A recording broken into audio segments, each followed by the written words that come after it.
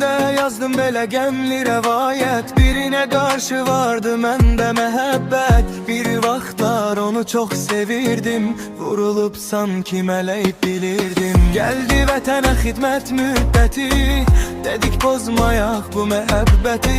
Aramızda bağladıq biz əhdi peyman, sabah gedirəm əlvida sevgili canan. Dedi sağ salamat get gel sevgilim, senden başkasını sevmez ürəyim. Sağollaşıp geldim anamın yanına, dedim yaxşı bax sən əziz canına. Anamdan alıp xeyir duanı getdim xidmətə, güvənmişdim o vəfasızda olan sədaqətə. Etdim mərcəsinə ön cəbhədə xidmət, bitdi artıq mənim bu xidmətimlə vayət. Sevince qayıdıb geldim evimizə, dost tanış şərik oldu sevincimizə.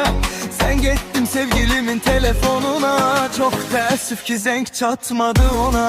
Anamdan soruştum sevdiğim hardadır,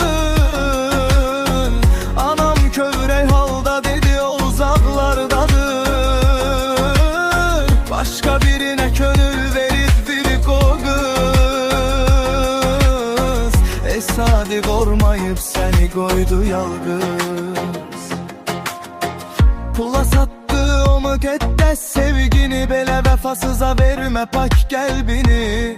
Bir neçə vaxtdan sonra anam dedi mənim əziz canım balam. Yaşın keçir qocalıram mən, qara saçlarıma düşürdən. İstəyirəm sənə gözəl toy edim, sonra bu həyatdan rahat gedim.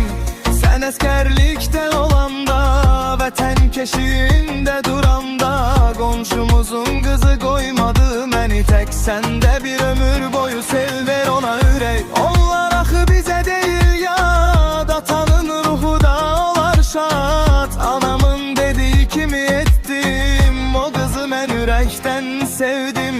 Birbirimizə olduq həyat yoldaşı,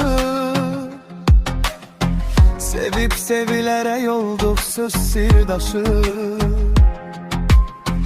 Davam edirdi yavaş yavaş həyat, İşlərimdə gedirdi rahat rahat. Öddü keçdi ömürdən aylar illər, bir-birini əvəz edirdi gözəl fəsillər. Artmışdı mənim varım dövlətim, böyüyüb inkişaf etmişdi şirkətim.